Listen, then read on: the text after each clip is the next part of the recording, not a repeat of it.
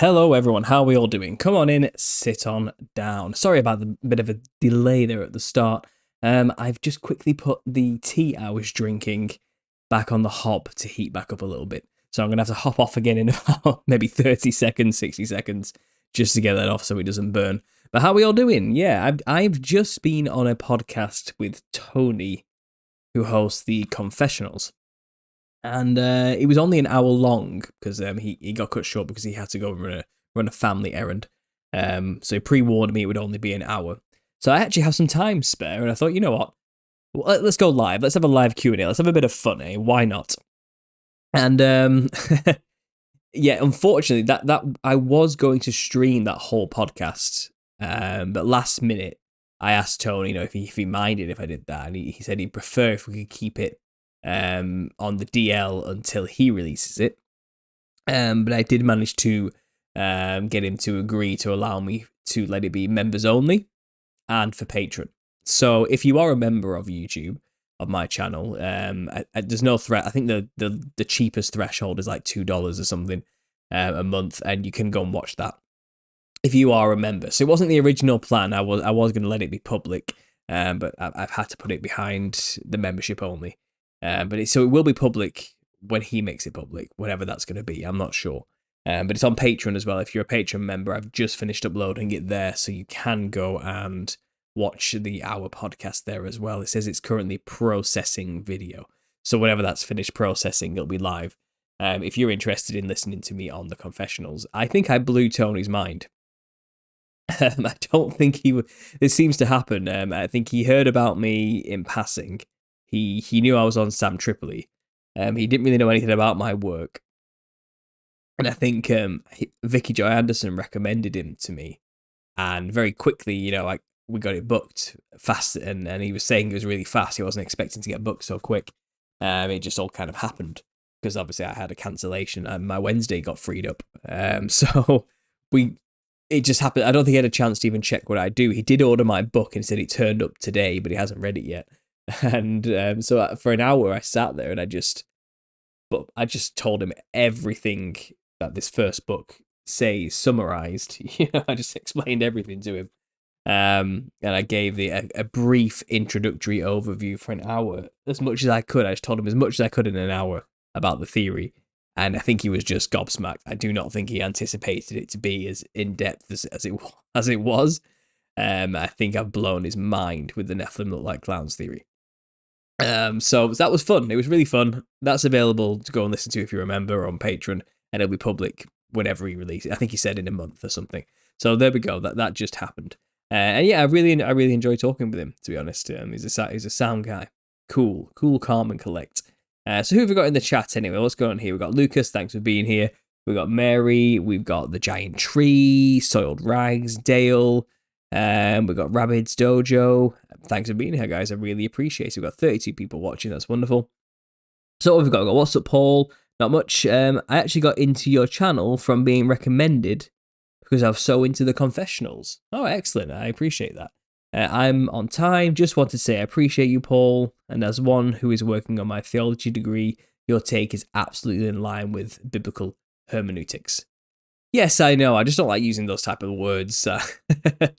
But hermeneutically speaking, using the correct exegesis, the millennial reign already happening is pretty self-evident. I agree. I just don't use that kind of language because I'm not looking to appeal to an academic style audience or a pretentious audience on that, or that's just not my appeal. I'm just cutting straight to the words of Christ. I know there are a lot of people lean on their profound knowledge and ability to discern the words through their advanced hermeneutics, and an exegesis of the words and all these type of things. It's kind of, I think that language serves to create a pretense, a pretentiousness, which is unnecessary when you're talking about Jesus Christ, and the truth. I think we should keep it as simple as possible for everybody to understand. But yeah, I know. I'm just reading the word for what it says, and I'm letting Scripture interpret itself, and it's quite evident that Jesus meant what he said when he said he was coming quickly. And there's not really any other way around it. You can you can weasel your way out of it as much as you want and use eisegesis to try and extract your own interpretations and twist the word, but the word is the word, and that's wonderful. Sorry, Chris from BioCharisma's just messaged me, and he said Mark Steve gave me a huge shout out to Eddie Bravo on his last podcast, and I just had a quick listen, and so he's there talking to Eddie Bravo about the assassination attempt, and just talking about all sorts of like ins and outs of politics, and he randomly starts talking about 50 minutes in about me. Like Mark starts saying, there's this when you start throwing in this other theory. I was talking to this guy called Paul the other day about the millennial reign, and like it was just blowing my mind. And then it said, if you don't know, Paul's this guy who talks about the Nephilim look like clowns, and then Mark goes on for like 3 minutes trying to explain my theory as best he can. And Eddie Bravo's just there in silence listening to him go on about the Nephilim looking like clowns and the wild man of Europe and all this type of stuff. And then once he finishes, I think Eddie then goes on to go, yeah, and then starts talking about aeroplanes and how the government's trying to cram people in aeroplanes so they don't have airships anymore. I think the Nephilim clown stuff just went way over Eddie's head. I don't think he quite understood where that came from or what that's got to do with anything that they were discussing. But I'm thankful for Mark from My Family Thinks I'm Crazy for at least trying his best to get Eddie Bravo to know about the Nephilim look like clowns. So that was funny. That was something. And he's just Chris, who told me, is just messaged me now saying the Trump train was chugging. His mind was too busy focusing about the Trump stuff to get into the clown stuff. I'm just going to quickly grab something off the hob, guys, before the house burns down. So give me 1 second.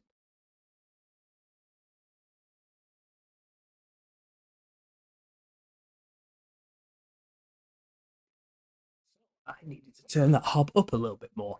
But there we go. How are we doing, guys? We got MK Ryan here. Thanks for being here. I appreciate it. Hi from Brazil, says Patricia. Thank you. Art's here too. Good to see you. Lots of regular faces. Dale here as well. Understanding conspiracy. Will you ever do a video list on the reptilians or insectoids? They are demons too. Well, I've kind of already tackled that and where we get those hybridized weird creatures from. I've explained it many times, and I don't think there's much more I need to really expound upon before I'm just, I am one for repeating myself, aren't I, I suppose? I mean, I believe it's possible the insectoid race and the reptilian race and the mothman race and the dogman race and all the other race of hybrid, the werewolf races, the centaur race, the mer race, the siren race, the fish people race, whatever. All these odd looking creatures that are like humanoid but also animaloid, like insectoid, shall we say. I think they're just humans who genetically corrupted themselves just before the flood. They are a byproduct of the mixing of kinds that took place. And they are remnants of, or the disembodied spirits of, those humans who corrupted themselves. I think it's possible the humans who did that went the way of the Nephilim and possibly became disembodied spirits. And they are like the lowest rung of demon in the spirit realm. And the Nephilim are even above them in the hierarchy, as like powerful demons, and these lower, creepy, horrible, useless little humans who corrupted themselves have kind of become demons themselves now, trapped on the earth because they corrupted their soul and their spirit and their flesh when they made that choice to genetically engineer themselves. So that's where I think they come from. That's my working theory, biblically speaking, going off the book of Jasher and the book of Enoch and the book of Giants. I think that's probably where that comes from. It's a biblically grounded explanation. It's the best I can come up with. What else should I possibly say about them? Cryptids are everywhere and are still here today, and people are encountering them all the time, spiritually speaking and physically speaking. So there's my take, Dale, if you're interested. John Keeley, got to keep it simple and let them look at it again, hopefully with new eyes and ears to hear. Amen. Can you imagine if Eddie Bravo gets me on to talk about the Nephilim look like clowns? Can you imagine the audience that would bring? That would be insane, wouldn't it? I'm game. I'm down. I'm down to talk about the Nephilim look like clowns with anybody. I've got the entire spiel locked down pat in my head. I've told it hundreds of times now on many podcasts, so I think I could have a good go on like a big podcast like that and just lay it out, lay everything out that I've researched to them, just like I did with Sam Tripoli. I think I could do it with Eddie Bravo as well. I think that'd be fun. Who knows? Maybe it's on. Maybe one day. I mean, I'm close to Mark. I'm on his show. He knows Eddie, so it's it's not what you know, it's who you know. So maybe this will happen. Let me just quickly get my drink off the hob, guys.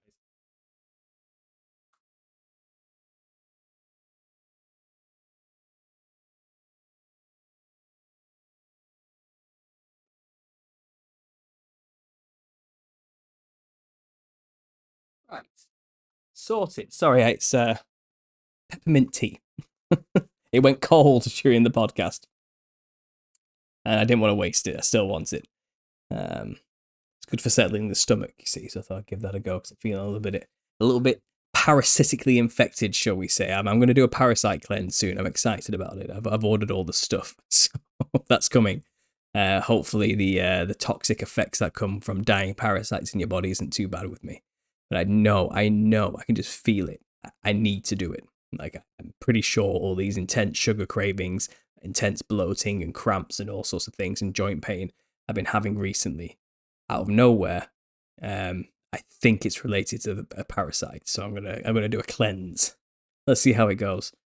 Maybe I'll film it. Should I film the process of me doing my cleanse? Not all the graphic stuff, but just the how am I feeling progress report type thing. Should I do a running diary and then maybe make a video about it? We'll see. Might be fun.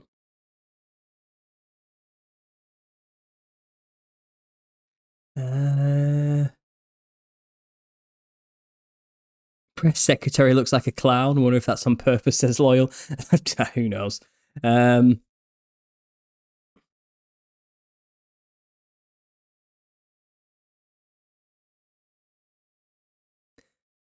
have you listened to Look Up by Conspiracy Music Guru? No, I've not listened to that one. Um, Doing great from Louisiana, says Rabbit. Excellent.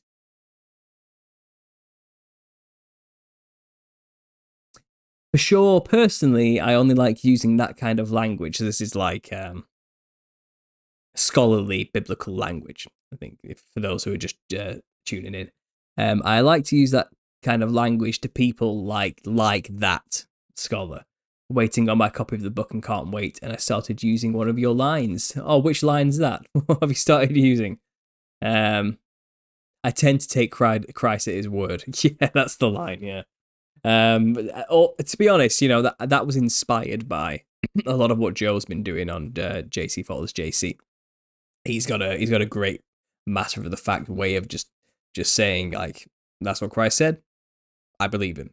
And he kind of inspired me to be very similar with matter of fact about it, because there are many channels out there, understandably, who do not like what we're saying, and I'm going to talk about whatever I want on my channel, and if I have an idea or a thought or a theory, or I want to explore an idea, I'm going to explore it and say my thoughts out loud. If that offends people, that's on them, not me. I'm not going to just stop doing what I do. Um, but obviously, with these people, some of these people get really quite upset and angry that we've even dared to even comprehend that it might not be what we've been taught our entire life. It's kind of, what do you say to that kind of overzealous dogma? It's just kind of, look, your lack of faith isn't my problem. I know it's kind of passive. I know it's kind of a little bit, maybe I shouldn't be like that, but it's kind of when you get to this many views and subscribers and comments, and you're just getting bombarded with them all the time. You can't give everybody a paragraph response all the time, and why you have and all the evidences that we've laid out in like 50 videos over hours of content. It's hard to just summarize it all quickly, and maybe I should do a copy and paste, but then I don't want to do a copy and paste answer to people because then people don't think I'm not actually listening or reading or involved really. Um, I can't, if I was to answer everybody, I wouldn't have a life. I wouldn't have time, So having these short responses, things like, "Look, I just take Christ at His word," or "Your lack of faith isn't my problem." It's easier to do that, and it's to the point. It is the point, It's the gist of what we're saying here. But some people are getting angry, I think, and really, I imagine there's a lot of end times ministries out there who are hemorrhaging subscribers lately because of what we've been saying, and I don't think they like that, and for whatever reasons. And that's just a theory. I am imagining that is happening because I have a lot of people sending me comments explaining how the work we've done and the things we are saying has fundamentally changed their outlook on life for the better and strengthened their faith tenfold, and has made them regain their faith, which they were borderline lost or losing. And that's amazing. I wasn't expecting my random musings to have that kind of effect on people, and I don't think all those for years who have been getting those type of comments who are now not getting them because the eschatology changed. I think they're not happy about it, and again, it's what it is, isn't it? All we're saying is just listen to the words of Jesus. This is what he told us. Why are we trying to hyper intellectualize the language? Why are we trying to make it interpretive or make it merely spiritual, or when it's clearly obvious what he meant to who he was speaking to with audience relevancy? Like, it's why are you trying to fit a square peg in a round hole? And there's not much they can really actually argue with. They can lay claims to authority figures or authorities in like scholars or biblical scholars and theologians throughout history or whatever, and they can reference this person and that scribe and this person, but when you keep bringing it straight back to Jesus and his words, it's like, how are you supposed to argue? You can't argue with the source. Like, and there's been many men throughout history who have hyper intellectualized the word in an apologetic manner and eschatologized through. Is it because there's exegesis and eisegesis? Like, so they've interpreted the word through their perspective lens and made this whole theology out of it, which isn't what Jesus was saying. And I like it. It's simple, and I learned this ages ago. Some people don't want the answer to be simple. They want it to be really, really, really complicated, and only they understand it. And Jesus made it clear, my yoke is easy. This is an easy thing to grasp. There's nothing complicated about the truth, okay, about the word that he's saying. You don't have to create dispensation timelines that span over 2,000 years with arches and loops everywhere to understand what he was talking about when he said, I come quickly, the time is at hand. It's happening now. Those who stand here will see me come back. Some of you won't die before I return. The guys who pierced me on the cross will see me. It's pretty straightforward, okay? There's nothing else to it. And the only reason it's complicated from our perspective is because if we're in the little season, we've been lied to and we are heavily deceived about our history. And come on, we're conspiracy theorists. Surely you should be able to deal with a new paradigm shift. Have you not had enough already? Are you not like mentally prepared now for more things to come your way that you just weren't expecting? Like I think we all are, and I think this is another one of those things that's just come along. It's like, whoa, okay, there we go. That makes sense now. All right, there's another one. There's another thing that I've got to completely process and add into my worldview because it just changes everything and is obviously true. We've had a few of those topics throughout the decades, haven't we? And this is just another one. And I'm surprised that there's such a vehement reaction to this one particular. And, well, I was going to say, and I'm surprised it's from Christians, but I'm not actually surprised, because it turns out it usually is the Christians who eat their own first when it comes to these topics and ideas. It's not actually the secular world who really are the most vehement about it, because the majority of the secular world don't care. They don't know about it or want to know or even understand what we're on about and have zero context to grasp why we're talking about any of this or what it even means. So they're just not bothered. Like, so, like, what, what's a little season? Revelation? What is that? It's like, they don't know.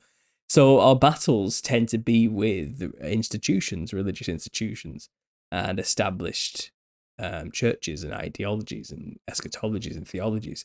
And it's a shame, really, isn't it? And I'm not saying this because I want to divide the body of Christ. I'm not after doing that. I'm just after the truth, regardless of what institution says what.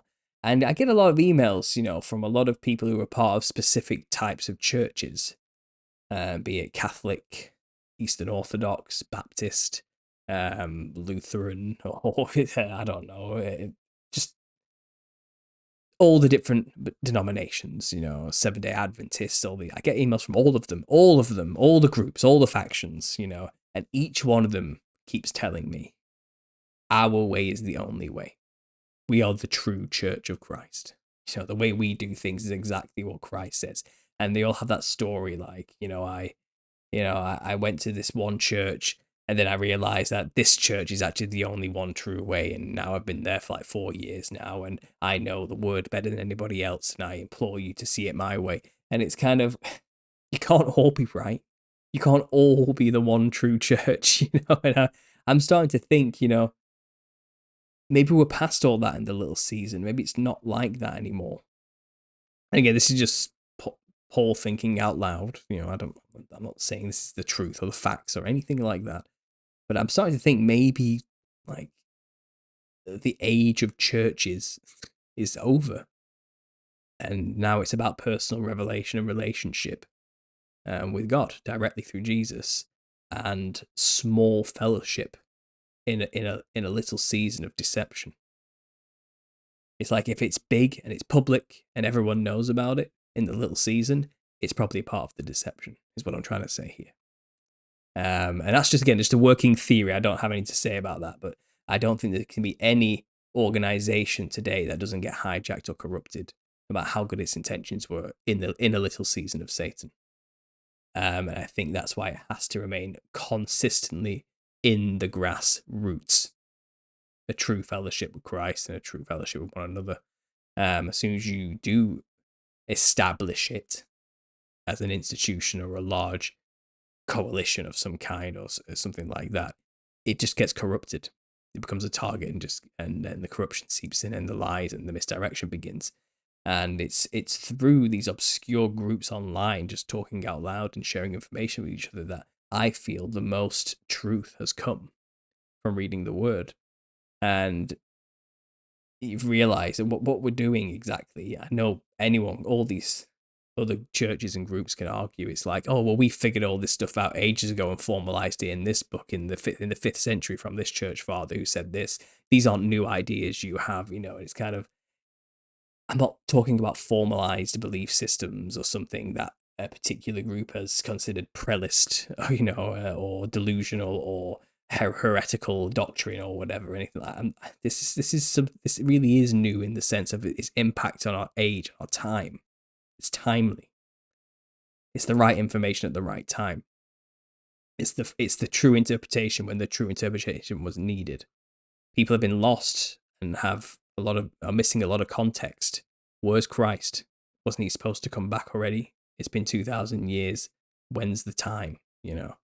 And there's been plenty of people now for decades upon decades upon decades, even millennia, who have been telling people like, oh, it's just about to come. You don't see the signs of the times. You don't see that Antichrist over there. You don't see this mark of the beast.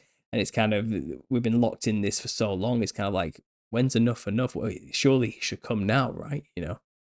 And this helps people realize, he already came. He's not a liar. And this revelation at the right time for the right people is to let us know where we are and when we are. And with the correct context, maybe we can do something great.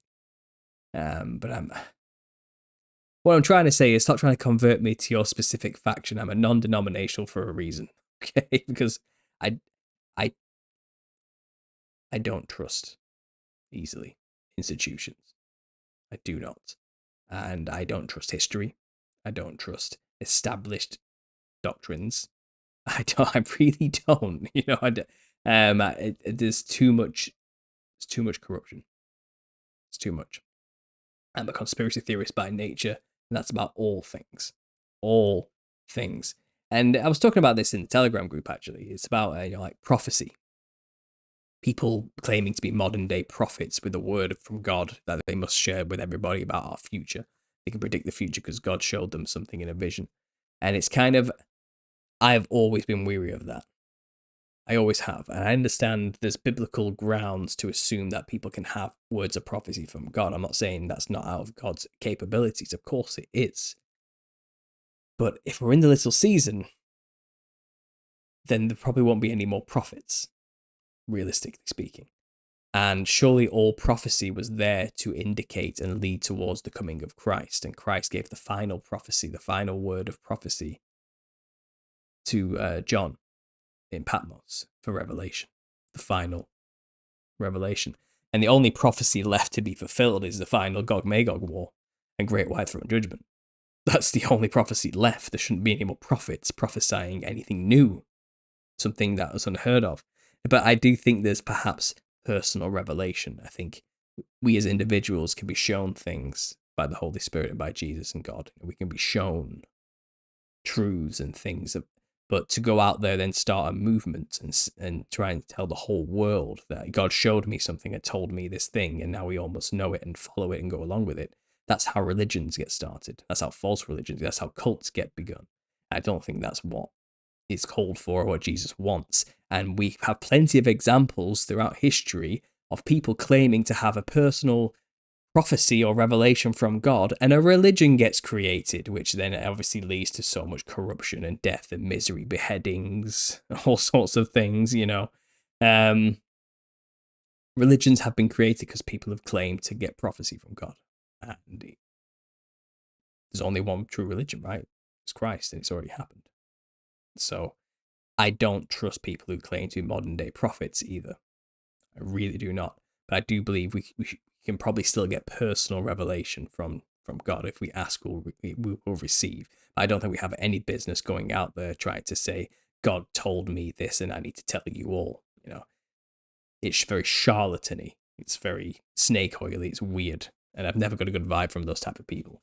But again, I've held my tongue for so many years because I didn't know that couldn't. But now, obviously with this little season revelation, it's kind of like, okay, so it's likely there aren't prophets anymore. It's more likely that's the case because there is no more prophecy. It's like there's no, I think didn't prophecy end with Malachi and Daniel? Wasn't that it? Weren't they the last true prophets? And then Jesus, like I just thinking out loud here. I'm not saying I'm right. I'm not saying I've got it all down pat. It's just the way I feel, and it's a feeling, and people that got really upset with me saying that, like really upset with me. Some people do not want to hear that, and I've trusted men telling them these signs of the times and the prophecies God's given to them for so long, and it's kind of there's only one person we should be trusting who told us what was going to happen, and that's Jesus.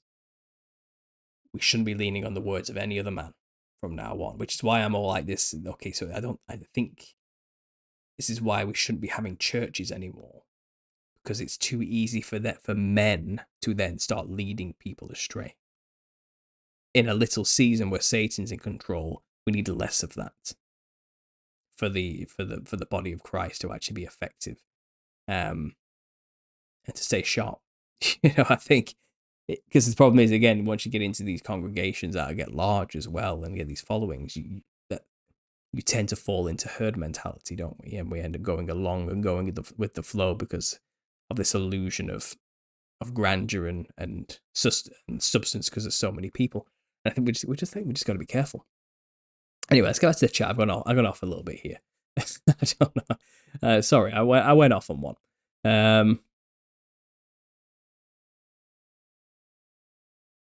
Let me catch up with the chat here. It's gone all over the place.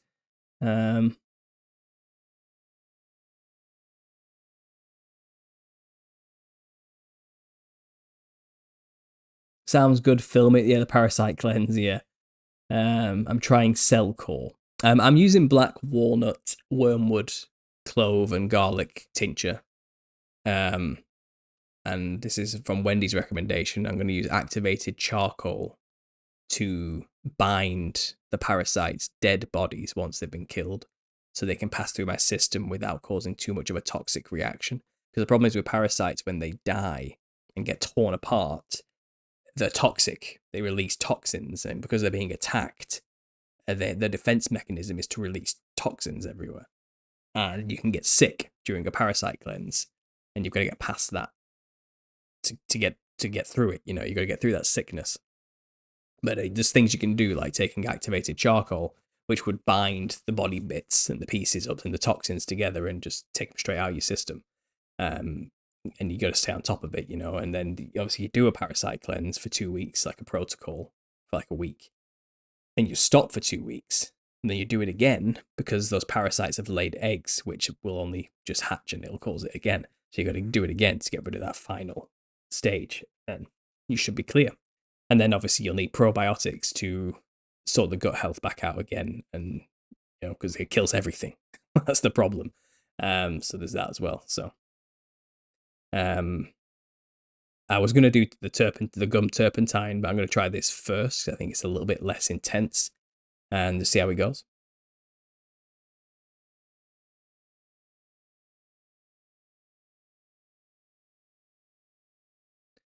Um, Project for Sanctuary in the Little Season. So Project for Sanctuary in the Little Season. I did just see your message. I believe Project for Sanctuary in the Little Season. She has started a small YouTube channel. It's just begun a few weeks ago, and I believe her goal, is to create a platform or a community where those who are aware of the Little Season theory and obviously subscribe to it can create fellowship and get together and share their thoughts and feelings, because they may otherwise feel isolated or alone and are being rejected by their current churches or family members, let's say, or friends. And she just wants to create like a weekly Zoom call where people who just want to talk to somebody, like a real person, can just hop on and can all have a group discussion every week. I think that was her aim, from what I quickly gathered by looking over her channel. Noble goal. I do the Truth of Therapy sessions for the same reason, you know, and I've got my Tips for Truth series. I do these shows. I've got my Telegram for the same thing. So if you guys want to support her, she's in the chat. Project for Sanctuary in the Little Season. Go subscribe to her channel. Go and listen to her talk. Go join the Zoom calls, the weekly calls, if you're looking to build a solid community of people to talk to in person when things just get a bit too much. Give it a go. And if it's not the Zoom calls, I think she wants to start an email chain as well, from the looks of it. So I hope that helps you in some way, Project for Sanctuary. I hope it helps. I don't know what much more I can do myself. I know you're asking for help to get the channel to grow, and there's a shout out for you guys there to go and give her that help. And participation is key. You need to talk to each other to make it work. And best of luck. That's all I can say. Is there a chat like Discord or something like that for people that believe in the millennial reign short season? Says Rabbit's Dojo. And yes, I guess Project for Sanctuary in the Little Season is trying to make that. You can also join my Telegram group, but we talk about all sorts of other topics, and not everybody necessarily believes the Millennial Kingdom theory in there. I don't know if there's a specific one for that. I know Tala from the Kingdom Within, he has a Discord, and he is a believer, and I think everybody in that chat is also a believer. So you can join Tala's Discord as well for the Kingdom Within. And then that's mainly what I can think of for now. I want to assume that any other Discord or chat is solely Millennial Reign only. I don't know. I usually just say something to the effect of, there is a ton of reasons why I believe X. Would you like a helpful playlist? And soon I'll be like, want to read this book I've got here.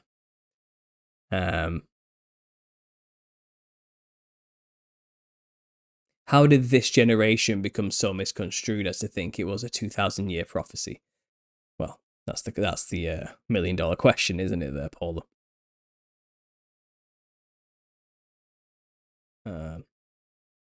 Do another book. What? Well, a book on this, on the Millennial Kingdom. Maybe after. Maybe once I finish the part 2 of the Nephilim clowns, I might start on the little season. Sure.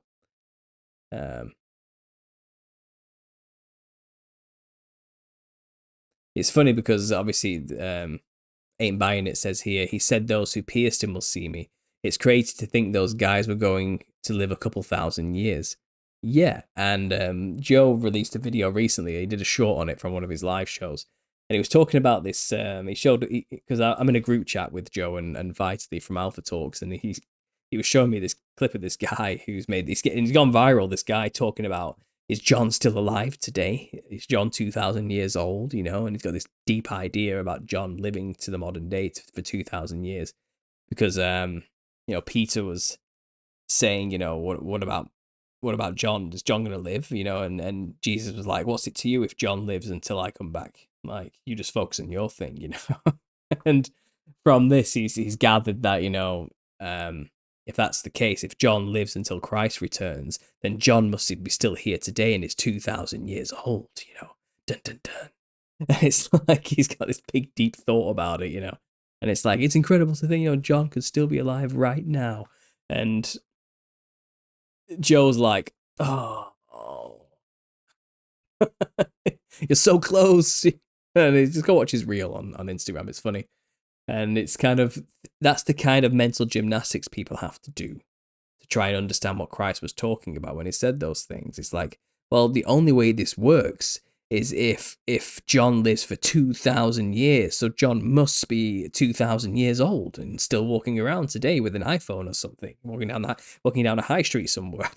He must be here today wearing jeans and whatever. Like, he's clearly here with us now, wearing his Nikes and but I don't know. I'm trying to say modern 21st century stuff, but it's kind of that's ludicrous.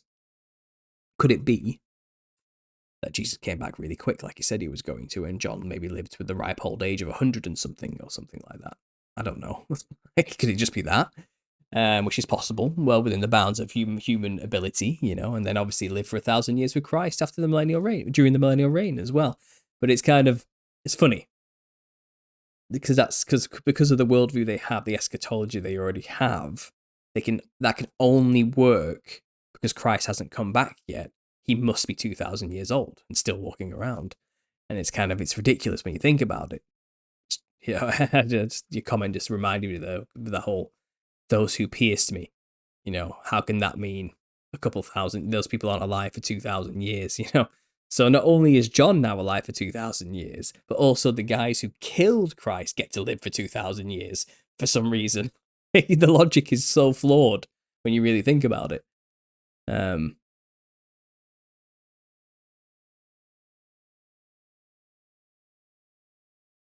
Sorry, guys. The truth is the most hated thing in this realm, says Paul the Hawk. Absolutely.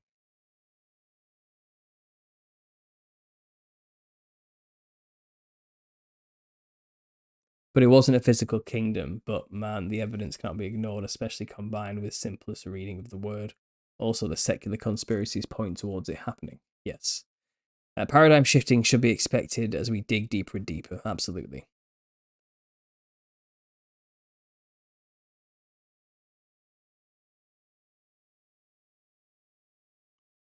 Joe Biden was just tested positive for the thing, the cough. Strap in your round 2 on the horizon. Yeah, they're going to play that card again soon enough, aren't they? Absolutely. I'm glad I work from home. I'm glad it doesn't won't affect me that much anymore. But yeah, whatever they're offering as a solution, don't take it, guys. That's the first thing I'm going to say. Good afternoon from San Francisco. I think the end is coming fast here. Maybe. I did hear today UN hot wash will begin in October. I'm not sure what that is, Donut.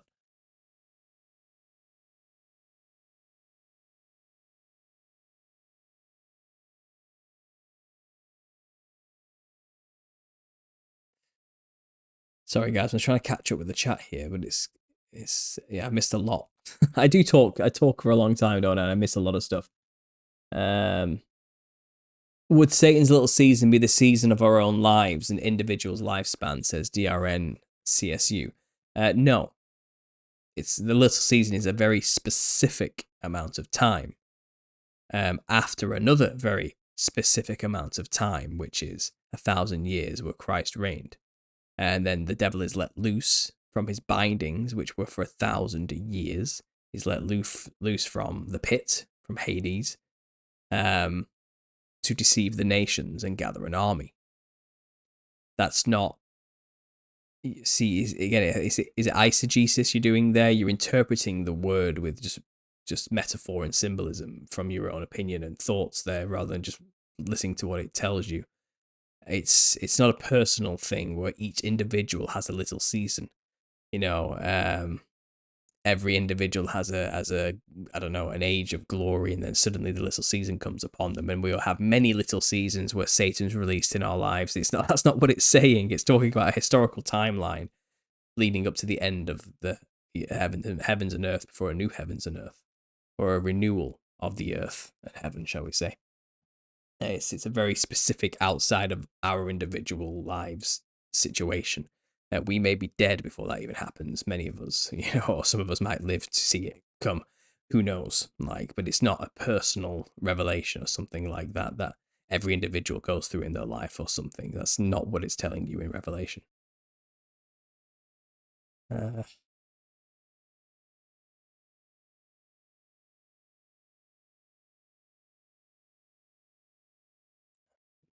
There is a website that shows little known facts about the Bible. Fear Not 365 was in there. I put it on Twitter and I've heard it over and over. Yeah. I don't think we're in the little season. Personally, I do think the Mark of the Beast was released in 2021. No, I don't. I'm not buying that, unfortunately.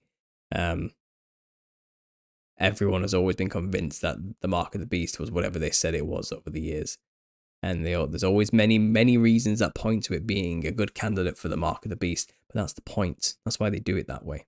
They do it that way so it can seem like the Mark of the Beast to those who are looking for the signs. They purposely name them these things. They put the gematria into it themselves purposely because they know there are people out there looking for the numbers and the signs. They're messing with you. It's convoluted and overcomplicated. What happened in 2021 is not the Mark of the Beast. It's not. That's not what it is. It has nothing to do with buying or selling, first of all. And I know there's been genetic engineering and corruption involved in these type of things. But it's not the Mark of the Beast. It's just another attempt to really mess us up and turn us into monsters and into Nephilim possibly. But it's not the Mark of the Beast. It could be a culling attempt, a genocide attempt. It could be anything else, but it's not the Mark of the Beast. That's the problem with the thinking. They'll always design the event to make it seem like it's something referencing Revelation or the coming of Antichrist. For example, what we just saw with this recent attempt on the life of the future president, let's say. Is it any coincidence, that they've focused on it being an ear wound? People have argued with me whether that's real or not, or Trump's a true man of God or whatever. But idolizing this guy, as though he's a god of some kind himself or ordained by God, because the prophets say so. I'll come back to that, but it's all orchestrated. We need to realize it really is all a script, okay? And now we have another candidate for the Antichrist because it suffered a head wound and survived. They do it on purpose. They're purposely crafting these things for us. So there's always that plausibility. Oh, it could be a sign of the Antichrist, or it could be the Mark of the Beast because it's got all these weird things going on, and that's the game they're playing on us. They need to keep us trapped in the false time. We need to believe we're in a specific place in time, and that's how they keep us perpetually believing we're in that time.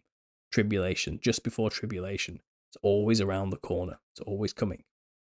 So I just don't buy that thing, that happened in 2021 is the mark of the beast. I just don't. I'm not saying it's not messed up. It is. Okay, and they're clearly, some trickery is afoot. I agree. Some dark stuff is happening because of it. I agree. It's not that.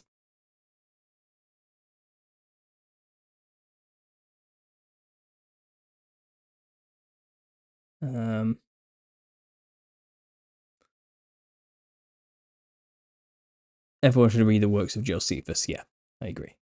I used Josephus this book actually, The Nephilim Like Clowns, because he witnessed the giant remains, the skeleton remains of giants. And he says you can go check it out at the museum down the road if you want. In its time in the 1st century, and it says the countenance of these things, the way they look is insane. They don't look anything like humans, like human-ish, but not human. These are monsters, these giants. And yeah, he's talking about the Nephilim and stuff. That's quite interesting. But he also talks about a huge battle in the sky with angels and chariots of fire happening over Jerusalem.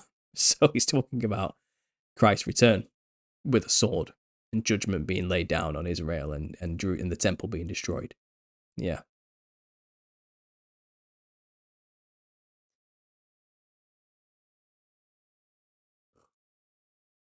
Look at Xenoblade. It's the story. The bad guys wear these clown costumes. Says the one mustache. I'll check it out. Thanks for letting me know.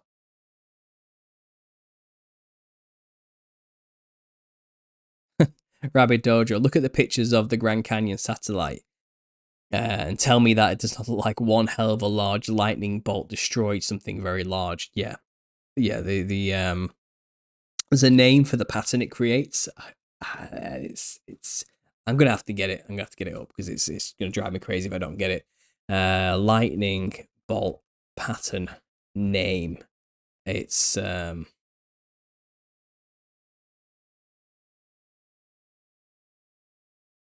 Fibonacci extension, the Pesavento patterns, the price time target. That's not what I'm looking for here. What's it called? The Lichtenberg figure. That's the right. So what you're looking at there is a Lichtenberg figure. And they'll try and tell you when you're looking at these things that you're actually looking at water erosion over thousands of years from many, many rivers and lakes that ran through that place during that time. But when you look at it from the sky and you actually have that perspective, which we can have today, that's not what's going on. Because there's multiple endings to these rivers and water doesn't flow the way they're trying to tell you it flows when you actually look at it from the sky. That's not how water flows. We can see how rivers form. It's more like a snake. You can see the curves that continue from one point all the way to another. There's a beginning and end for a lake, you know what I mean? But this Grand Canyon thing has stops. It doesn't lead out to other sources. And it's because what you're looking at is a Lichtenberg figure, which is only happens when extreme electrical force tears its way through something. You could recreate them by putting a metal live wire on a piece of wood. And when you put it on the wood, it'll start to spread out from the electrical wire and you'll make a Lichtenberg pattern.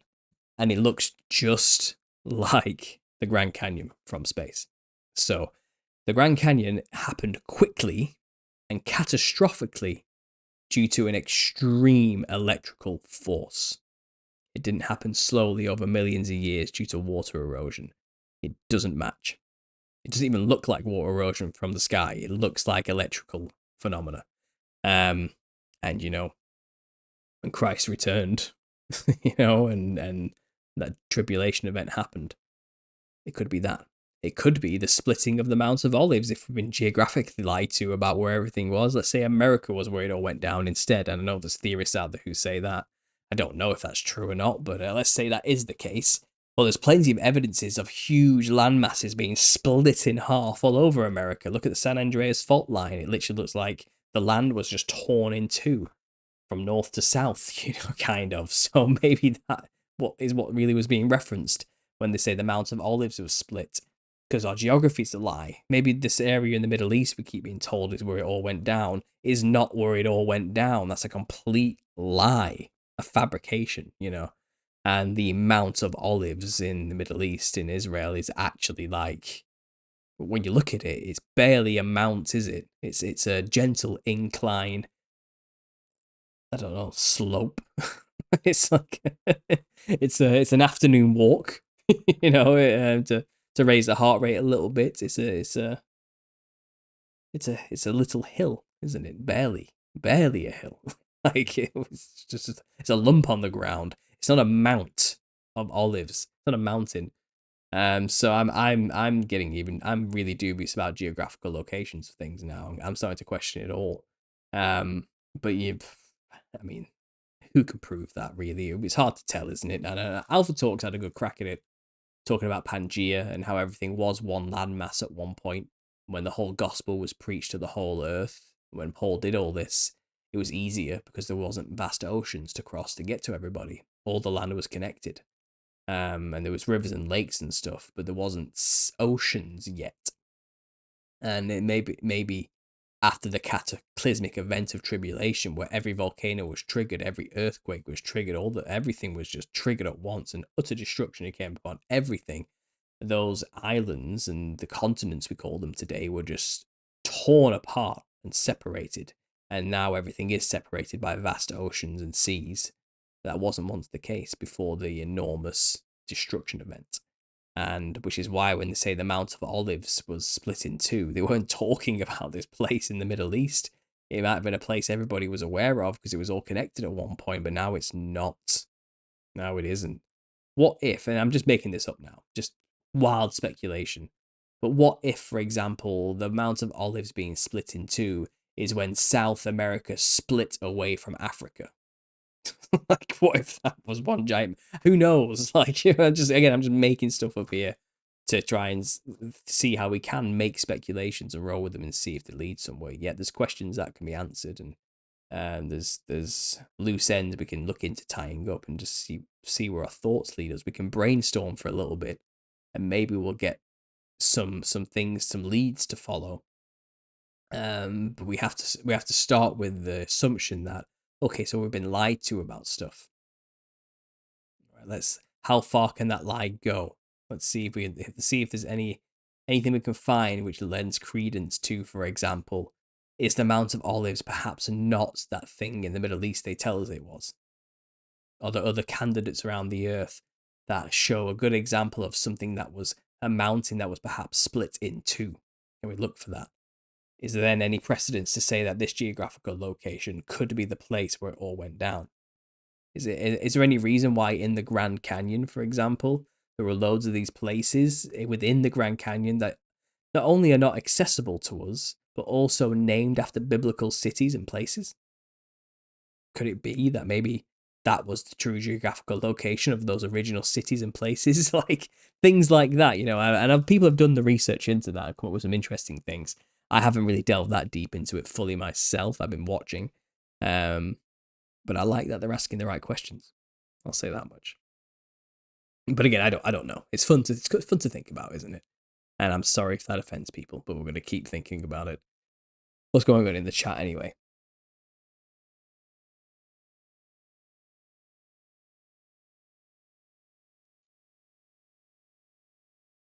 Garden of Eden's in the North Pole? Yeah, perhaps. Yeah.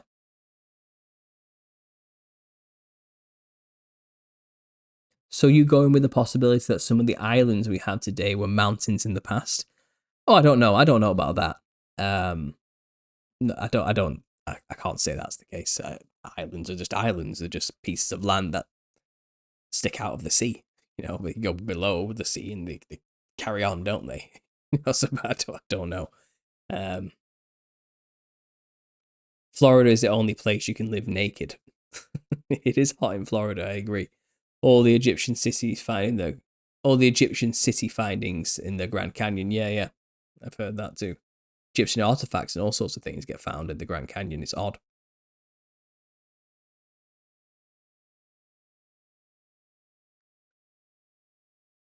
Don't forget to like the video. Absolutely, thanks. Pangea, yeah. I have a very, very strange feeling that North America continent was the Holy Land controversy. Yeah, well, again, I don't know if that's true or not. Is it? But it's the type of speculating we need to start doing to try and make sense of things, to try and iron out the lies in a way. And I'm all for it.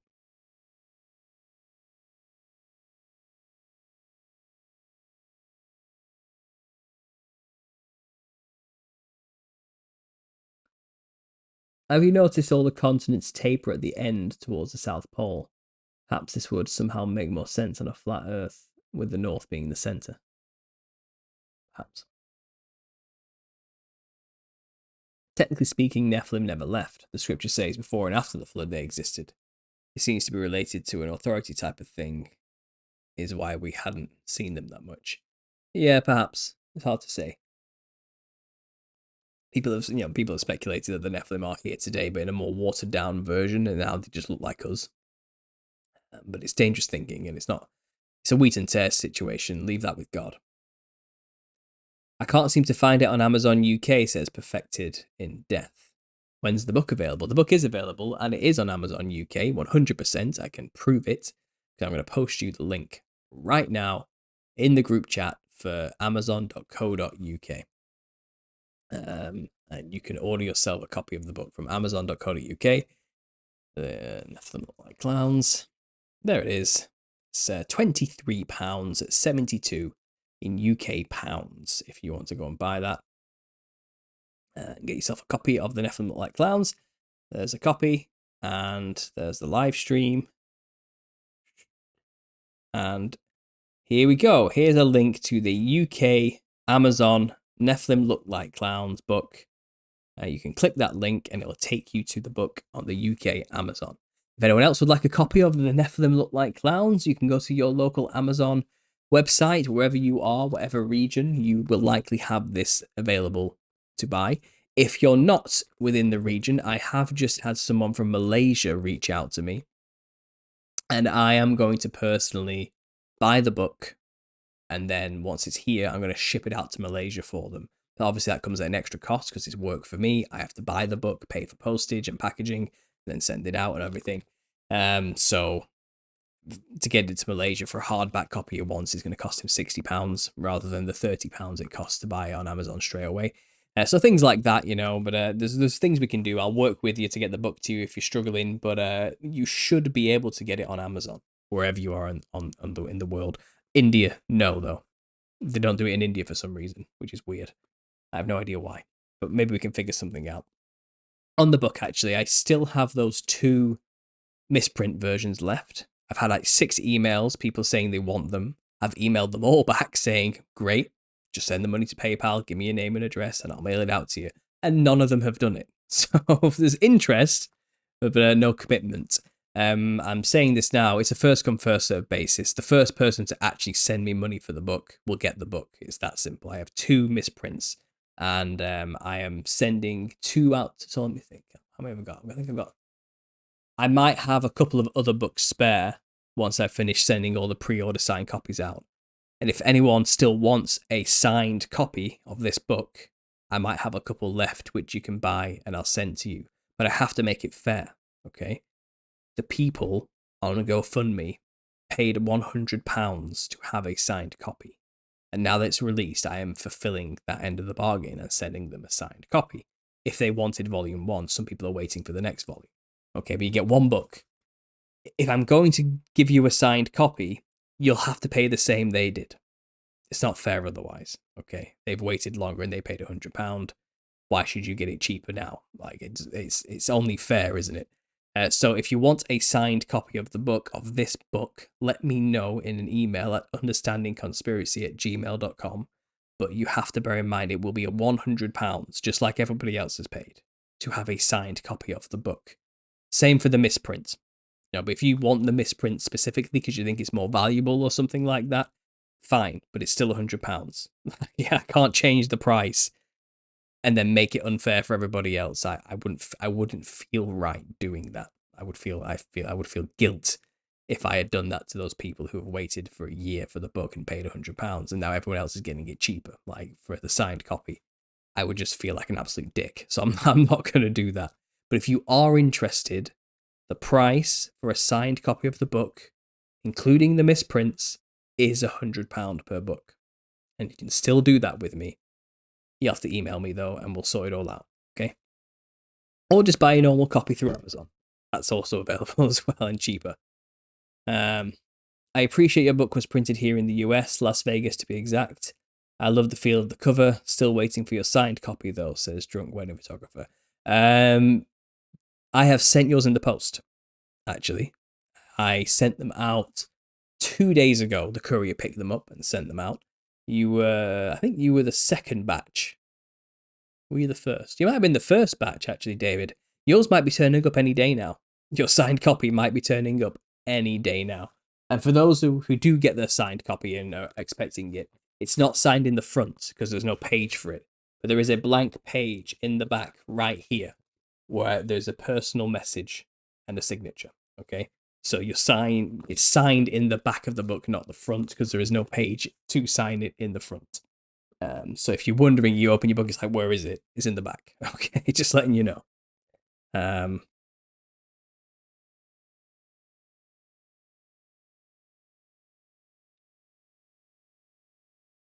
What is £100 US dollars? It's about $125, but the dollar's doing really bad right now. I'm not gonna lie. I think you're like 77 pence to the dollar. It used to be like 80 something or 90 something, but it's just plummeted. The dollar is not worth much right now. Something's happened, but you're not as bad as Canada or Australia. Their money is really worthless.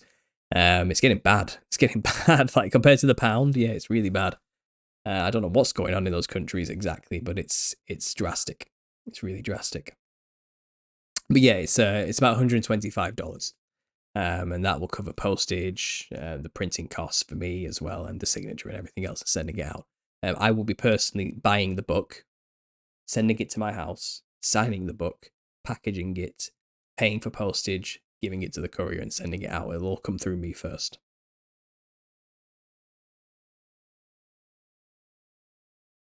What if I were to get across the pond? Would you consider signing my copy? Says the giant tree. I tend not to make public appearances or try to meet people who I meet online personally. So no, probably not. It's just not sensible in this line of work to be doing stuff like that. But if you want, I can send one out in the post. Like I said, it'll just obviously cost money. They're wanting a one world currency, so they're tanking all the money. £1 is $1.30 now. All right, so it's $5 more than when people were originally doing it. Oh, that's bad. Yeah, so it'd be $130 then for £100, I guess. Not good. Dollars are done for, says Alejandro. Now the petrodollar is over with all the money sent abroad. Yeah.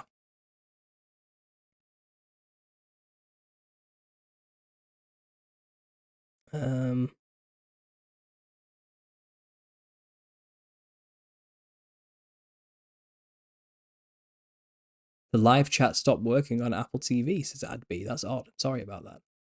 Adam, by the way, I sent your book out as well. Your book's been sent in the post. It's on its way. But yeah, the hardcover looks really good. I haven't got a copy of the hardcover myself. I've got this one.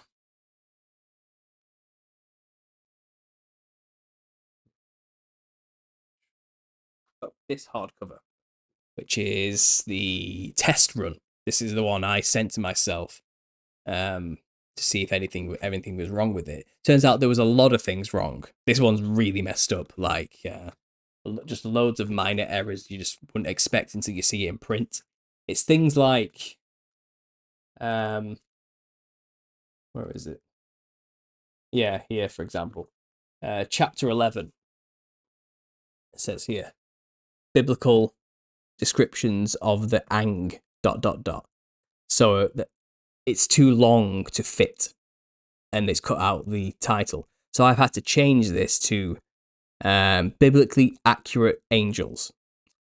That's what it's called now, because that fits in this space.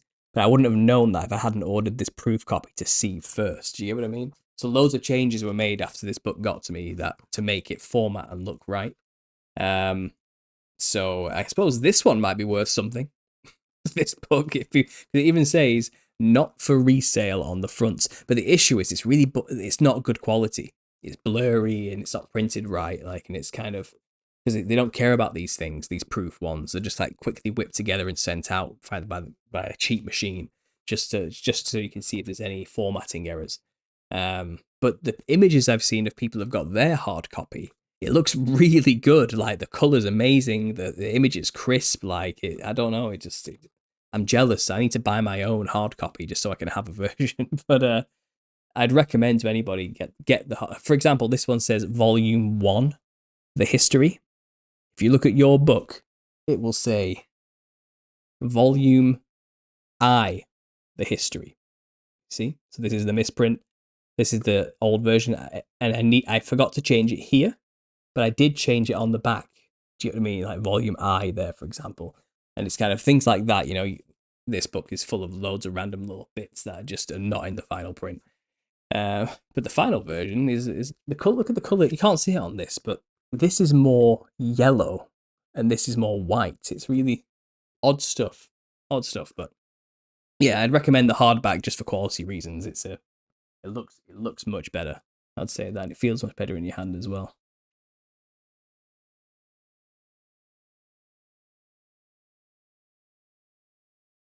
Paul, some go with the idea body and mind make up the whole soul itself. Is that why some went crazy with the sins of our father concept in the past? That's a good question. I'm not sure. Mind and body make up the soul itself. It's always been difficult to differentiate between what the mind, the body, and the soul actually is. I think it's one of those things. It's like a fourth dimensional issue that we can't comprehend. I think it's one of those type of situations. But I do understand we're multi-layered things as beings through many dimensions. It's odd. It's an odd concept. I want it in a t-shirt. I won't be putting clowns on a t-shirt for people to wear anytime soon, I'm afraid. I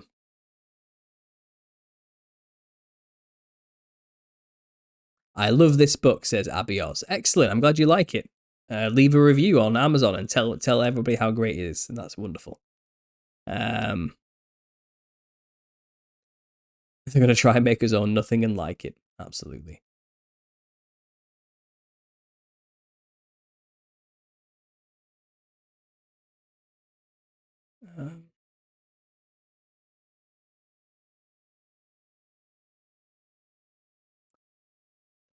Not for resell means resell for crazy money. If I'm ever in a pinch in the future and I'm destitute and flat broke and I need to get some bread on the table for my family, maybe I'll sell this for like 10 grand or something. That'll keep me covered for like half a year's worth of rent. But I doubt it'll ever be worth that much more. I'd wear that. Okay.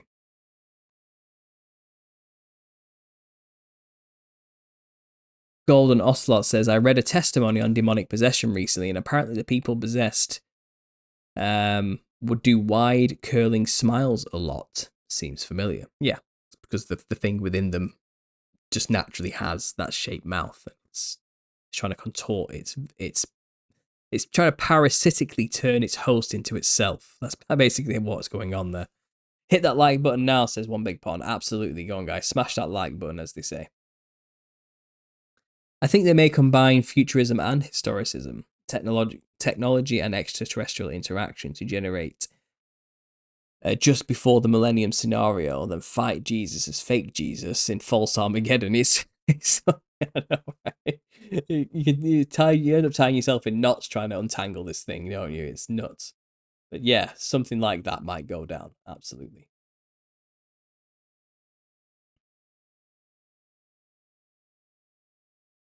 I purchased the hard copy, says Gigi, and I'm very pleased with the book. Thank you for offering hardcover. It will last for a long time. My Truth of Library for my grandchildren. Thanks, Gigi. I appreciate it. And I believe you left a review on Amazon, and I really appreciate you doing that for me as well. Thank you so much. If you did buy the book and you were a verified purchaser of the book, and you read it and you liked it, please leave a review. It will help me go a long way. We are currently number 1 and 2 in new releases for under religious books, so we're smashing it in the charts there.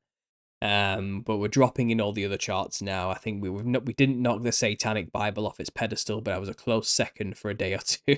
But that can change if you guys all buy a copy. If everyone here bought a copy today, we would shoot up in the ranks and possibly get that satanic garbage off of Amazon, out of sight, and everyone can be buying my book instead and learning about the truth in Christ. That would be nice, wouldn't it, guys? So let's all work together to do that. Eh? I'm doing my part. I'm trying to get on as many podcasts as possible. Like I said, I was just on the Confessionals podcast, and I blew his mind with the Nephilim clown stuff. I don't think he expected it. He even said at the end, like off air, like, man, you just filled that time. Like, I think a lot of people, guests who come on, expect the interviewer to kind of talk more and lead the conversation, but you just came on and you just did it. You know, you just did the whole show yourself. And he said that was great. And that comes with practice, because I have done it thousands of times now. I could talk forever about this, but I think it's one of those theories, isn't it? You hear the title, you don't really know what to make of it. I don't think he really knew what to make of it. And then when I told him, he was like, "Whoa!" I think you could tell, like, yeah, I blew that guy's mind a little bit. So that should be good. He's releasing that in a month. It's available to members only and to Patreon for me right now. He didn't want it public. So I said, "What can I do it for members only or Patreon instead?" He said yes. So I've been given permission to release it to them. But he doesn't he doesn't want it widespread yet until he releases it on his official podcast. And that'll be in a month's time. And when he does, I'll just release my version as well. So it won't be behind a paywall for long. It just is out of respect for him, because obviously I'm not going to publicly air the entire podcast without his permission, you know. My copy is due to arrive until November, so I bit the bullet and bought one through Amazon, says Berean. Why was your copy not due to arrive until November? That's a bit odd. Why is that? Bro, stop. You reminded me of Starship Trooper. I don't know what that means. I remember the film. I remember watching the film.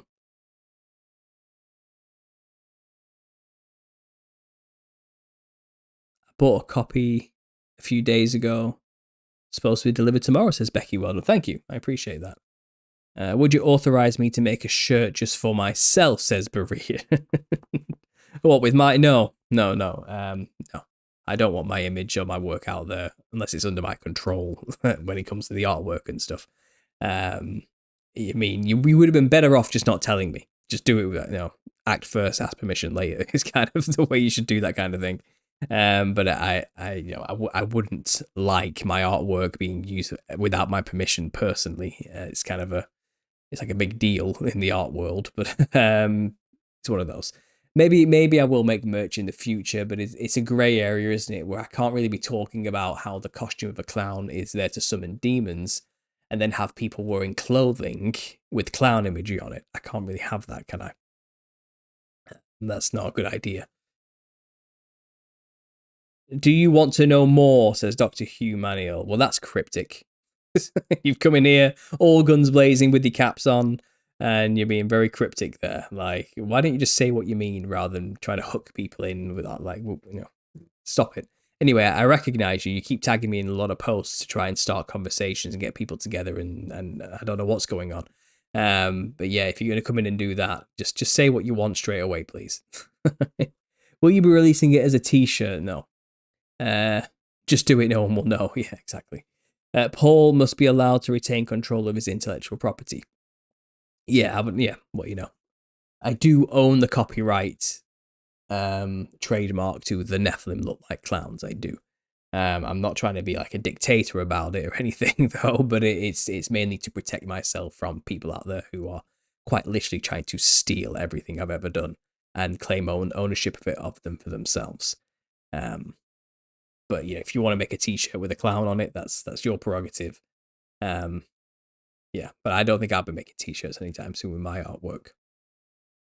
I'll be ordering your book soon. I'm finishing Rob Skiba's books at the moment. Conversation between you and the late Skiba would have been amazing.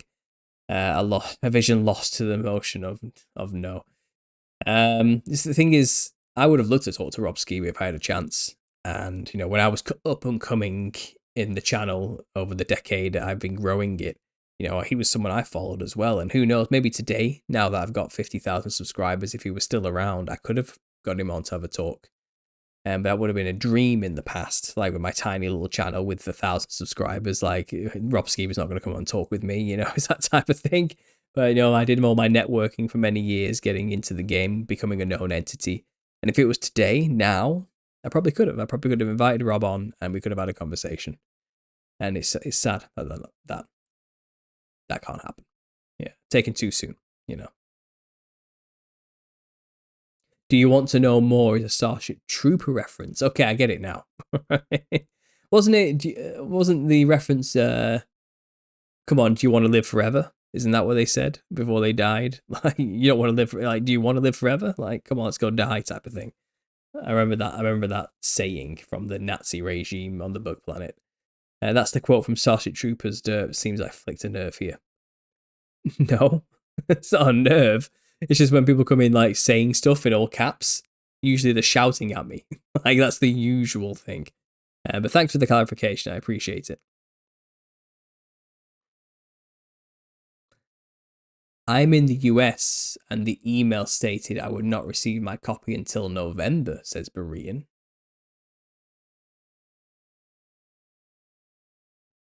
Berean,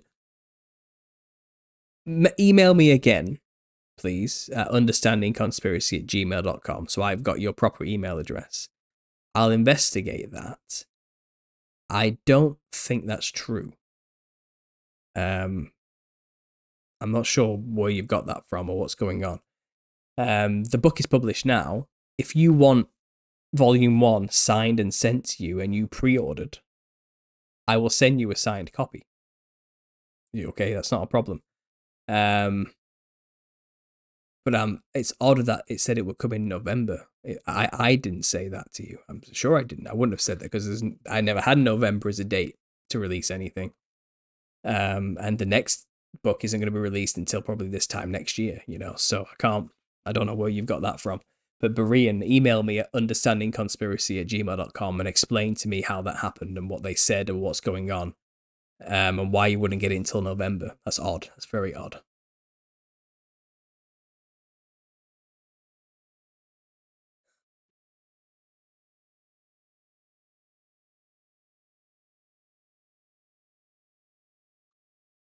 I totally understand where you're coming from, wanting to be part of the conversation. I too am compelled to contribute. At the end of the day, we just have to work on our own contributions. Look, I'm not offended or anything, guys. So I'm over it. Yeah, it's fine. Thinking about it, I wouldn't wear a clown t-shirt. Good.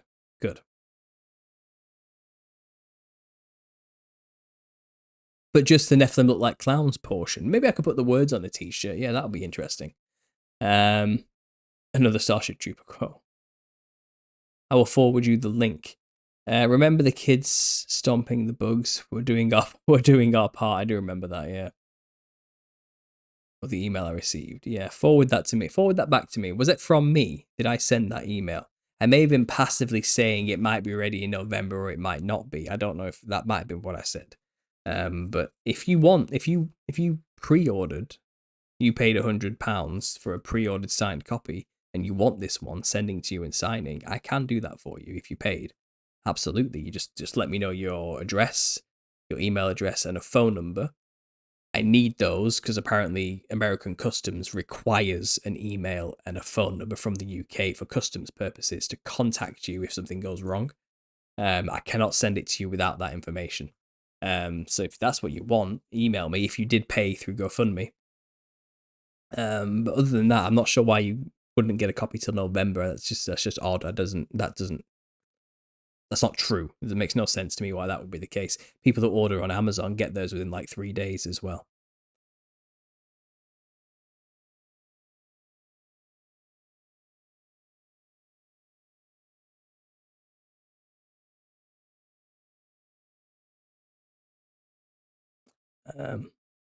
I very much want to say thank you, Paul, for your channel, as I have no one to talk to regarding Satan's Little Seasons, as Karen McDougall.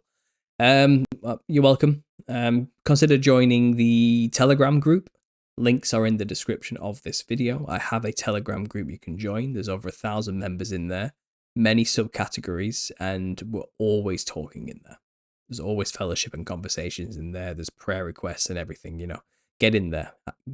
Get a part of start the conversation. Get in with the conversation. I am on there talking all the time as well. So if you want to talk to me, you can get on there and have a chat with me. It's fine. But I'm glad you like the work. I'm glad you like the community. Congrats on the book, Paul. Keep being you. Peace. Catch your cool beans. In the GVT at the next one. I don't know what GVT means. Okay. Okay. Sent you can check it later. Do it live. Understanding conspiracy. Absolutely. I'm doing it live. 3 days unless you live in the middle of nowhere like me. Yeah, it varies for everybody. I can understand. Let me just check this email thing's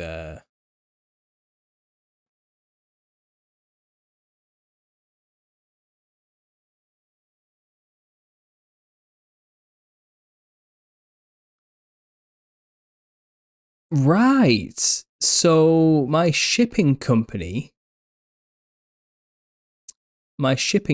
seems to, wow, that's incredible.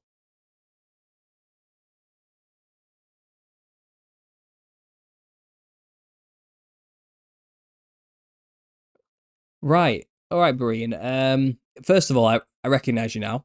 I see the name. I did send yours out a few days ago. Um, your signed copy was sent out. Yeah. I'm surprised it's taking that long because I paid for 10 days, 10 days shipping. It should take. So why they've told you it's going to take until November is nuts. I have no idea why it's saying that. Um, it told me no later than 10 days it should be shipped to you. Um, I'm sorry if that why maybe it's an error on their behalf. Maybe that's what's going on.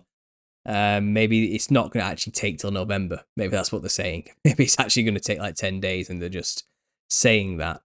Um,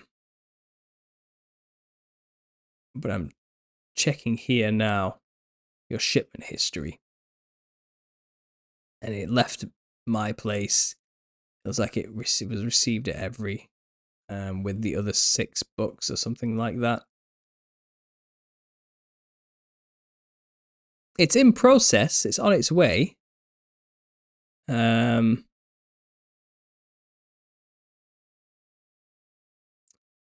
I don't think it will take till November. I think it's just saying that just to cover its own back. But it told me it should take between 6 to 10 days, 10 working days. So you'll get it sooner than that, I'm sure. I'm sorry. I didn't realize when I sent them out, it would start keeping you up to date with the whole tracking process via email. That's interesting that it does that. That's good that it does that. So you can keep it, you can keep up to date. That's great. Yeah, I don't think it will take till November though. I really don't. We'll see. We'll see. Time will tell. But we got to the bottom of that mystery. There we go. Yeah, I sent it out a few days ago. It said up to 10 working days, so I really do think you'll get it sooner than November. Let me know. Keep me posted on that. Um, Interesting.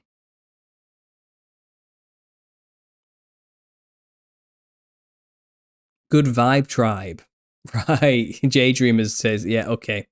Yeah, that is J Dreamers thing, isn't it? I remember. I remember now. Okay. You should get your shipping fee back. Yeah.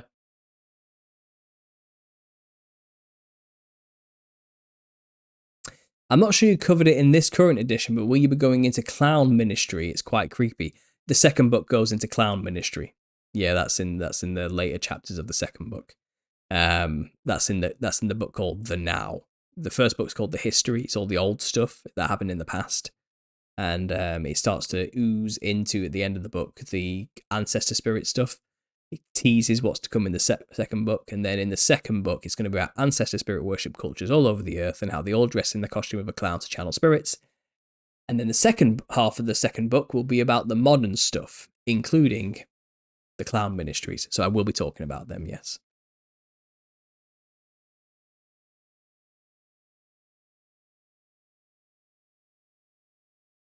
Turns out this November shipping unravels a massive conspiracy about World War III shutting down international shipping.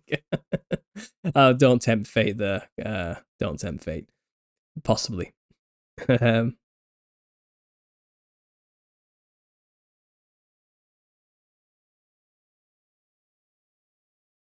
can you see my shipping info? The government doesn't let me see my tracking info. They don't want me to know they search my package. Adam, I probably can. I'll have to get the list up on another thing and have a look. See, maybe I can do it quickly now. I don't really know though, because I don't know what emails they're buried in. But let me just quickly. I'll just check this quickly. Let's see what I can see. I can't remember if I sent yours in the first batch or the second batch either. That's the problem. I've sent 2 sets of like 12 books out. And I think Adam, you're in the second batch. So let me just check these labels. File, go to international track.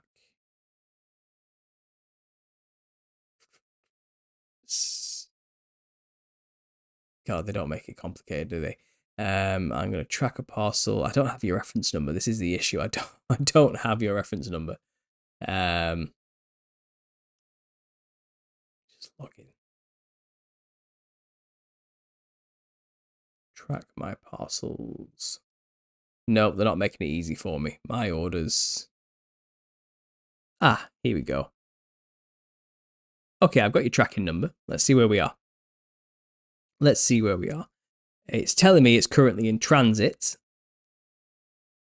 Whatever that means. Don't know. And it says your delivery should come no later than the 24th of July. So there we go. No later than the 24th of July for yourself there, Adby. And while I'm at it, Berean, yours says, if it wants to give me any information whatsoever, no later than the 20th of July, apparently. So yours, it says here to me, should turn up on the 20th of July, Berean.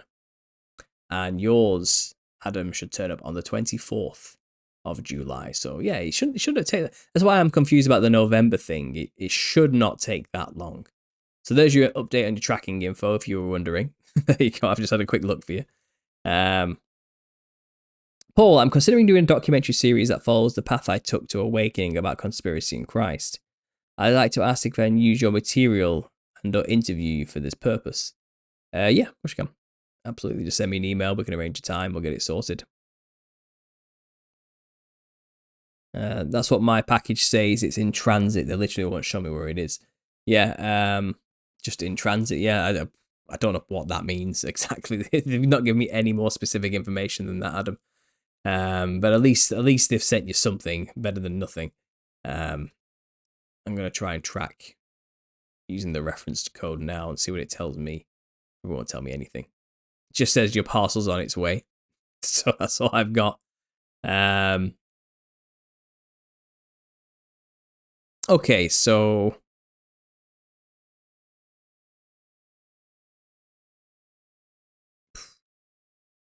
on the 17th, it was processed at the international hub. So I'm guessing it's going to be sent out tomorrow or something. There you go. So it's all in. It's all working. I trust that everyone will get their book. I'm following it. I've got it all tracked here. And yeah, the first 24 books have been sent out for signed pre-orders. If anyone else who did donate to the GoFundMe and you would rather have this book signed and sent to you than wait for the 2 books combined for another year, let me know and we can still get that done for you. That's not a problem. I'm flexible.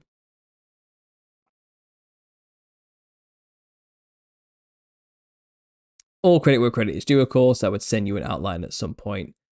You can read over your leisure and see if you can scope, perhaps. Yeah, sure. Just we'll work together on that one. That's fine. Just send me some information across, and I'll read it over, and I'll give you my opinion, and we can roll with it. People like calling the little season a theory. There is no theory in biblical fact. Well, it's a working theory, isn't it? Because we don't have all the answers. But yes, there's definitely truth in it. Absolutely. It is the truth, but we don't have all the truth. That's the problem. We're trying to iron out some details still, which is why I still call it a theory. But it's grounded in biblical truth, I would say. Thanks again. Excited with more knowledgeable subject than my soon-to-be ex-pastor, says Annie. Yeah, I'm sorry about all that. Yeah, I remember you explaining it all to me. The IRS is reading it first as understanding conspiracy. Yeah, well, one big pond. If they're reading it first, I hope they learn something. uh,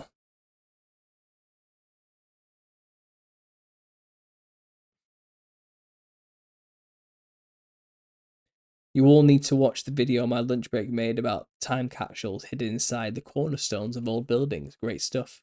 I did see that on my feed, but I haven't watched it yet. Thanks for reminding me. It's the only way to explain an Earth covered in massive art structures. It is, yeah. Absolutely. I didn't mind buying another copy, says Bree. Well, I appreciate all the support you guys have given me on this book. I really do. It's incredible. Um, like it's overwhelming how much people care about the project. And for those who did donate for the signed copy, I've made that message clear in what I've signed. You know, thanks for believing in this. Um, it's incredible. Like people actually care about the work I've done. Like, and that's a good feeling. You know, it's a feeling. As an artist, it's not something I've felt in a very long time. You know, um, it's rare. You know, it's rare to find that kind of success as a creative person, and I'm happy I've got there. But at the same time, I'm not making this stuff either. I might be creative with my language, but the stuff I'm talking about, I've not made it up. It's the truth, you know, and it feels good to get the truth out as well.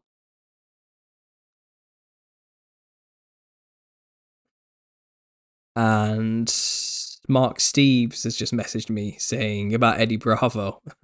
You guys don't know, and Mark, who's on My Family Thinks I'm Crazy podcast, he was talking with Eddie Bravo, one of his recent shows, and he mentioned me, and he was trying to explain to Eddie Bravo the Nephilim look like clowns, and I'm not sure Eddie quite understood. Like, I kind of breezed over it, but I was just saying thanks to him for the shout out, and he's saying I didn't explain it as well as you could. I'll send his booker your info and we'll make it happen. Also, did you happen to listen to the intro of our episode together? Yeah, so I've just done an episode of him with Mark, and he's just released that podcast on Mark's podcast. My family thinks I'm crazy, and he's got this whole intro he's made with like rap and music, and I'm speaking over the music at some points. Like he's weaved me into it, so I think that's quite fun. So go check out his podcast to listen to that opening if you haven't. Where he's talking with me. I am going to release our talk on my channel in a couple of days. I did record it, but it's members only. But now Mark has released the podcast on his channel. I'm going to release it to the public on my channel. He wanted to wait as well. But yeah, I might be talking to Eddie Bravo in the future. Let's make this happen, eh? This is going to happen. That'll be great. And that'll be good fun. And it looks like JT's on vacation right now. Another message I got. Yeah.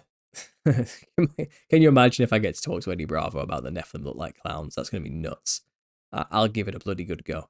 If anyone's just joined, by the way, I was just on the Confessionals podcast talking to Tony Merkel, and it was great. I blew his mind, but he wanted it to remain private until he releases it on his podcast. But he did allow me to release it to my memberships and to Patreon. And I am quite literally, this moment, I am just about to release the whole thing to, if I can find the right thumbnail, there it is, select this frame. It's now on Patreon as well. So if you are a patron, you can listen to the Confessionals podcast early, a month early, before he releases it. It's available to all patrons now. So go ahead, check it out if you haven't already. The Confessionals podcast, me explaining the clowns to Tony. It's on Patreon, available to my patrons, and it's also available to all my YouTube members. So go and check that out if you want to get early access. But when he releases that in a month's time on his channel, I will also release it to the public. So there you go. Bit of an update there, guys. I'm going to start winding this talk down now. It's quite late for me. It's 1:45 in the morning. It's very late. It's been wonderful having a chat with you guys. It's always a good conversation. I always enjoy reading the comments. Would you do pre-orders for the second volume? I should be able to save up for it. No, pre-orders are all shut down now. So the book was originally just going to be one book, but I'm splitting it into two because I've written a lot already, and it was also a tactical move to solidify my ownership of the intellectual property because, like I said, there were people out there trying to steal my work. It got really complicated and nasty. So now the book's published. Volume 2 will be out in a year's time, and that will become one book as well. So you can buy volumes 1 and 2 separately, but there'll be a combined version you can buy as well. And then I might do a special edition in the future with images and pictures and all sorts of things, but that's a whole other ball game. that's a more complicated process than you understand. Okay, unless you're getting involved with it, you need to get a lot of ownership stuff sorted and copyright things dealt with, and it's expensive. It's a very expensive process. So I'll probably use some of the funds from all the book sales once it's done to reinvest into a special edition with images later. But I'm closed all pre-order stuff. No more pre-orders now. But I will still keep open signed copies of the book that is currently out, and then and in the future. But that will be you pay £100, I'll buy the book, send it to my house, I'll sign it, and I'll send it in the post to you. That's how it will work. Okay. So that's still open. You can still get if you want a signed copy, just let me know via email at understandingconspiracy@gmail.com, and we can arrange that. But the price is the same everybody else has paid throughout time since I started this process. It's £100 for the signed copy. But you can just go get a normal copy, for $30. I think it's like $23 or something right now. I don't know how much they're selling it for in Amazon. They keep changing the price. It's nothing to do with me. They control the price now. But yeah.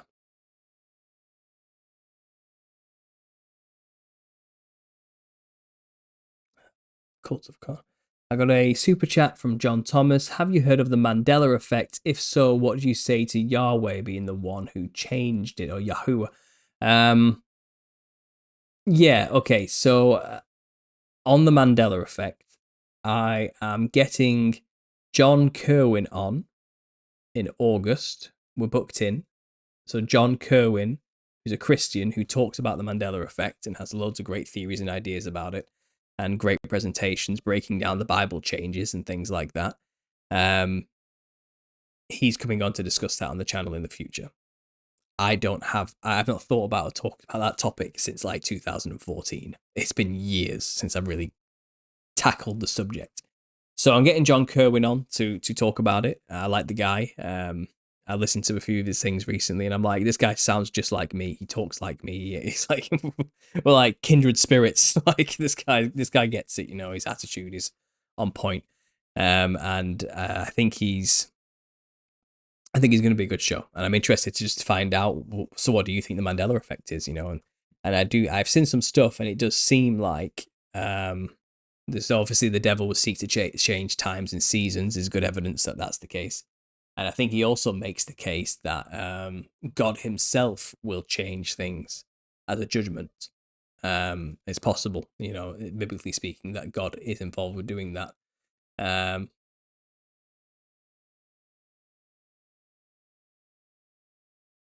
But it's complicated, and I don't have any answers for the Mandela effect right now to give you at this time at 10 to 1 in the morning at the end of a live stream, unfortunately. So I'm not going to be able to answer that question now. But I am getting a guest on to talk specifically about the biblical perspective on the Mandela effect. So that will be coming soon. I just wanted to say that I'm new to your channel and your ideas in general, but loving what I've seen so far. Just wanted to send a message to say, keep up the great work while you're alive. Thank you. Appreciate that. I'm glad you're enjoying it. Very big on moon maps. We're talking about moon maps, are we? Excellent. Vibes of Cosmos, yeah.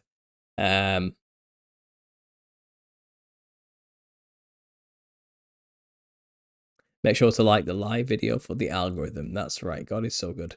Wendy's here. Excellent. Thanks for being here, Wendy. Better late than never. I will. Sorry, I know it's busy for you guys. I know I'm not. That wasn't a real judgment, Wendy. Don't worry, I'm joking. But I'm about to leave now anyway, guys. It's been great talking with you. Thanks for being here. I really appreciate it. Like I said, get your copy of the Nephilim Look Like Clowns on Amazon if you haven't already. Let's get up those leaderboards. Here we go. Here's a little graphic I made up for you guys to look at while I'm talking. Links down below for everything. The Confessionals podcast I just did with Tony a few hours ago is available to all members and on Patreon as well. Go listen to that. It will be public when he releases that in a month's time. Wendy's been here for a bit, just quiet, lurking in the shadows. I like it. And so go listen to that podcast if you haven't already. You can go listen to me and Mark P. Steves on Mark's own podcast, but I'll be releasing that on Friday. So there's some regular content going out for you guys on this channel. If you want to listen to it here instead and join in with the chat, you can do that too. So thanks for being here, guys. Thanks for listening. And as always, God bless.